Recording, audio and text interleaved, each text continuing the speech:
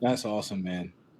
So one of the things I wanted to ask, and I agree with you, by the way, is that someone who's a coach who may be thinking about writing a book, how can that change the game for a coach from your perspective? Whew.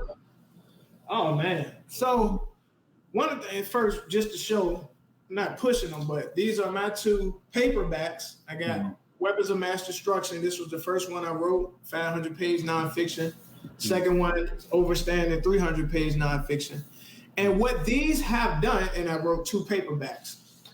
Ebooks. But what these have done, they exponentially, and I mean that word, exponentially grow your perceived value and expertise in the eyes of the public. I have literally seen this so many times. I took my book one time, sitting amongst some middle schoolers, dropped my book down, and I said, hey, y'all, check this out. And they look at it like, oh, I said, you see who it was written by? They was like, oh, okay. Wait a minute, that's you. I said, yeah. I'm talking about some, y'all know these middle schoolers now, they ain't got too much to say to you. They ain't trying to. I seen their eyes light up right before, and these are middle schoolers. Mm-hmm. I've had people, one time, I'm from Richmond, Virginia. You know, we the capital of the Confederate and stuff. And so I was out there looking at one of the statues, DMV forever, looking at one of the statues because I was doing some of my content. Out of nowhere, one of the top newscaster people, I forgot what they call them, the anchorman, one of the top anchormen in the city, just so happens to walk up from the left with his cameraman.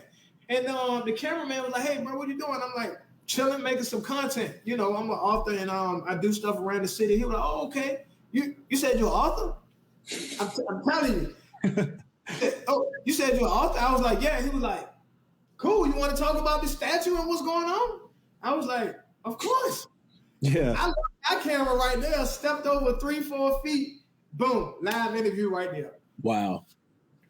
And from that interview, I got home a couple hours later, and I got a random text on my phone. I'm like, who is this? He was like, hey, I saw you on the news, and I would like to support you and get your book. Wow. Someone from the news. I don't know who the guy was. Wow. He looked me up, Marquise Trent, found my social media, rolled on there, found my phone number, and sent me a text. Wow.